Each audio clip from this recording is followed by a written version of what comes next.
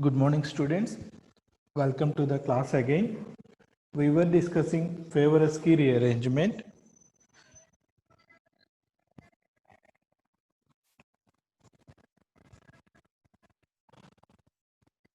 In this example, see we have two alpha halo substitutions. When we have halo substitution on both sides to carbonyl, then what will be the product? When it is treated with sodium methoxide in methanol, of course, the first step is we do observe a three-membered cyclopropanone, a three-membered cyclopropanone. Here, it doesn't have any alpha protons, but this carbon has alpha protons, so negative charge will be generated here, and after SN2 reaction, we are generating this three-membered cyclopropanone. Right. Then, when sodium methoxide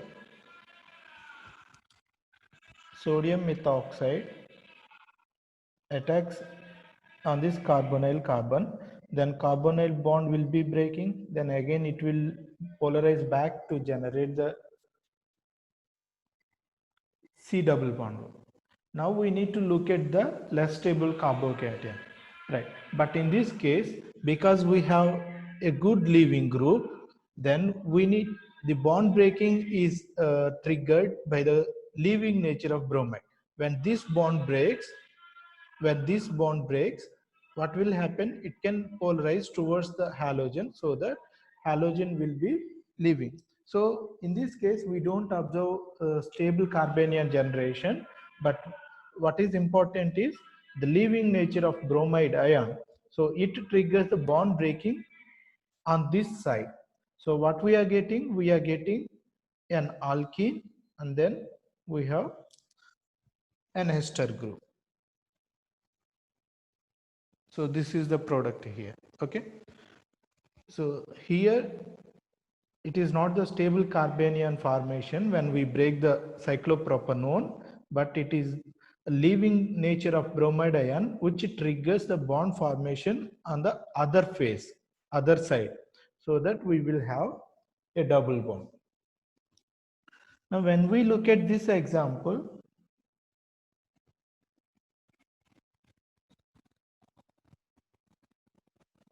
we don't have any ring contraction here,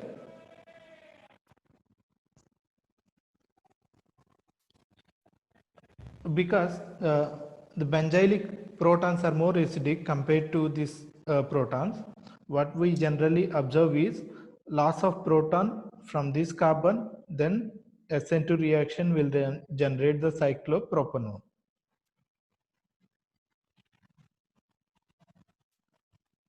Right. When this is treated with base, then which side it will undergo ring breaking? As I said, it is always a stable carbanion, right? This side it is just a primary carbanion, but this side it is benzylic carbanion. Which is more stable? Benzylic carbanion is more stable. So that is why ring breaking occurs on this side.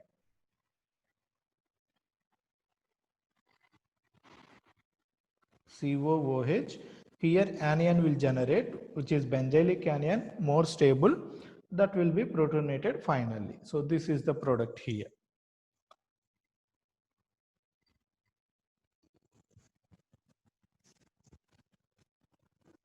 Look at this example.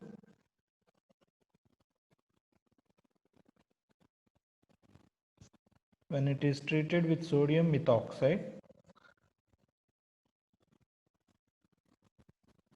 it is giving this product. Okay, here also there is no ring contraction. Number of carbons are same. You just try to write the product. It is just based on the stable carbanion formation. Okay, right. Next we will discuss quasi-Favorsky rearrangement. What is quasi-Favorsky rearrangement?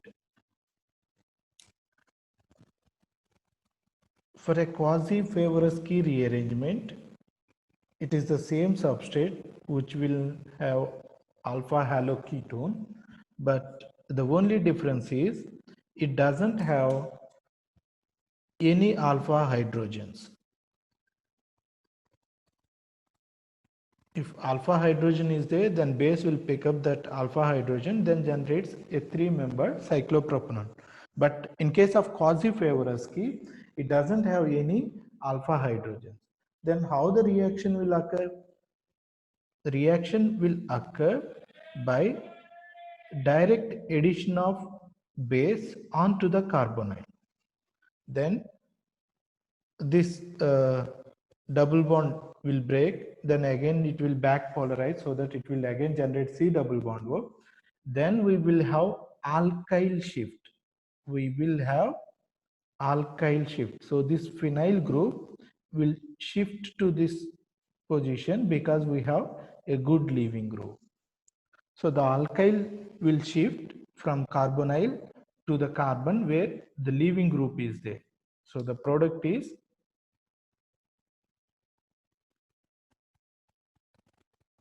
COOH and then phenyl group.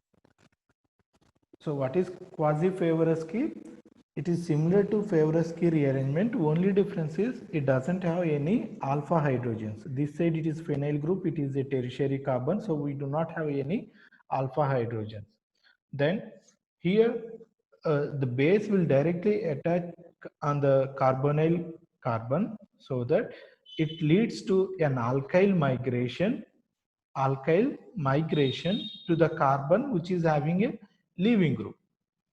Now, how do we generate this stereochemistry? So that I'll give you with one more example. Yeah, we don't need. When we take this in a chair conformation, then we can easily observe the stereochemistry.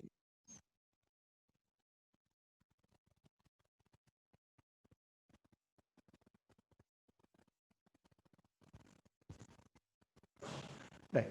When it is migrating,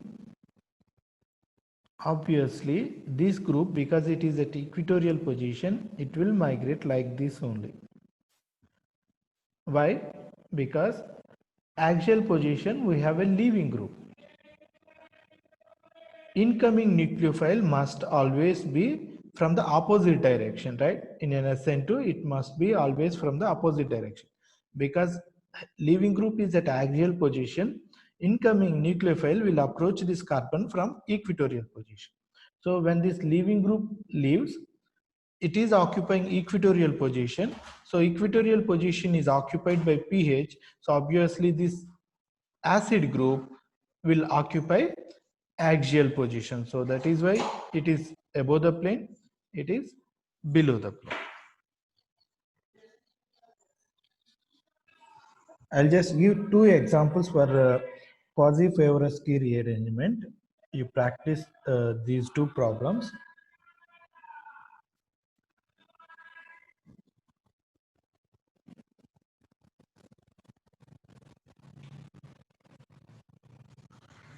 What is the product here?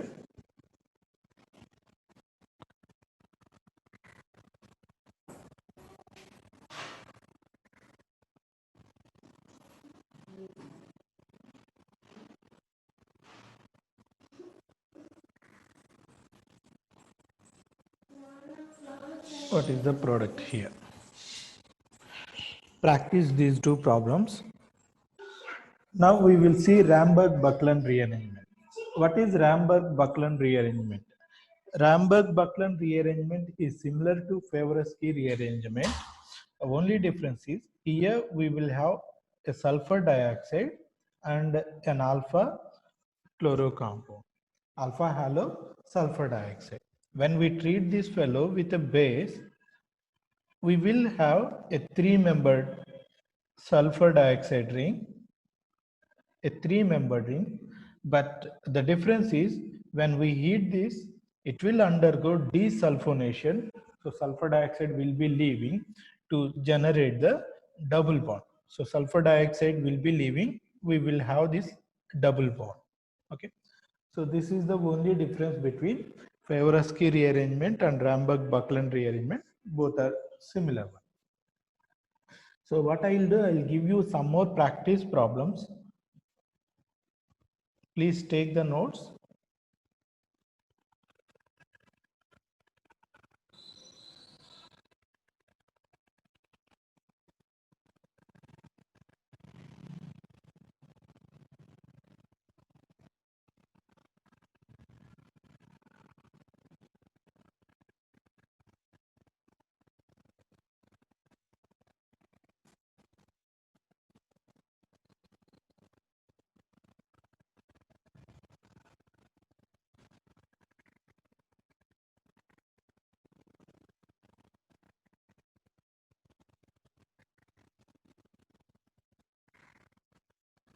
It is an 8-membered ring.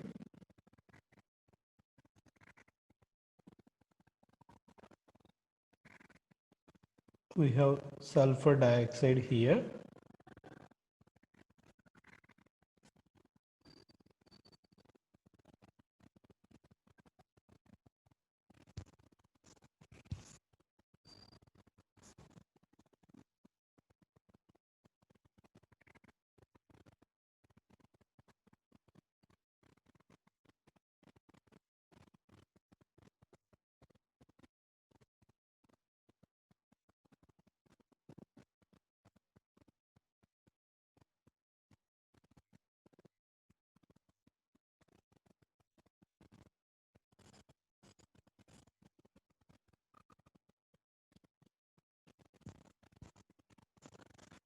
Just take all these practice problems.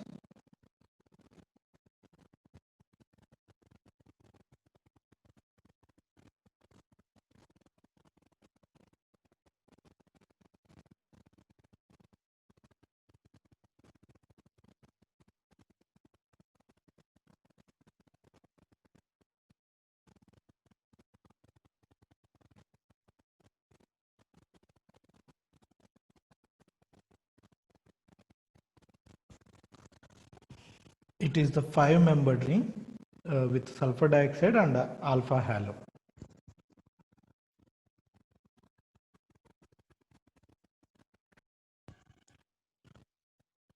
The next problem, I exactly did not remember whether an alpha halogen is there or not, but when it is treated with powdered KOH in CCl4, I think alpha halogenation takes place and then it will undergo Ramberg-Buckland rearrangement so that it gives a product like this. Exactly, I did not remember, but I think it is alpha halogenation followed by Ramberg-Buckland rearrangement in situ reaction. I'll give you one more example.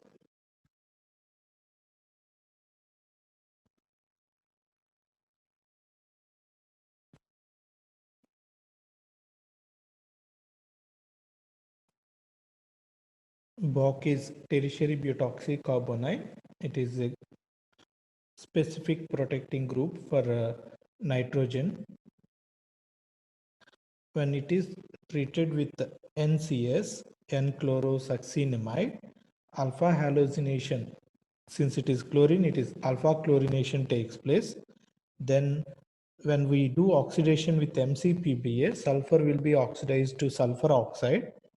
And finally, when we treat it with potassium tertiary butoxide, it will undergo Ramberg-Buckland rearrangement so that we will have ring contraction. It is another 4 carbons, 4 system, but now it becomes 5 system.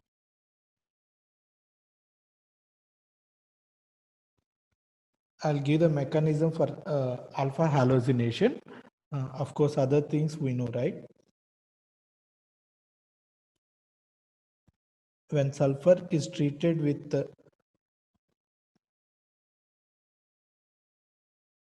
N-chlorosuccinimide. Sulfur with its lone pair acts as a nucleophile, so it takes the chloride because sulfur succinimide imide is more stable.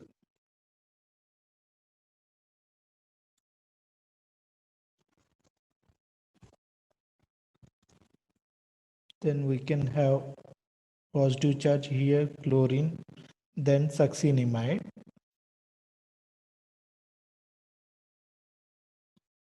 Of course, we know when positively charged sulfur is there, alpha hydrogen is acidic because when we generate negative charge here, positive and negative charge, they are stabilized.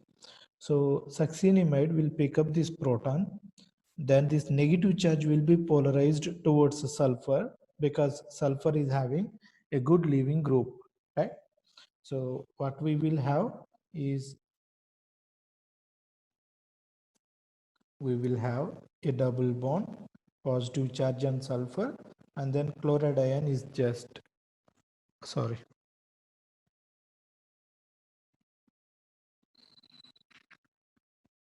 Yeah. So this Cl minus now will attack an alpha position. Then the double bond will be polarized towards the sulfur because sulfur is positively charged.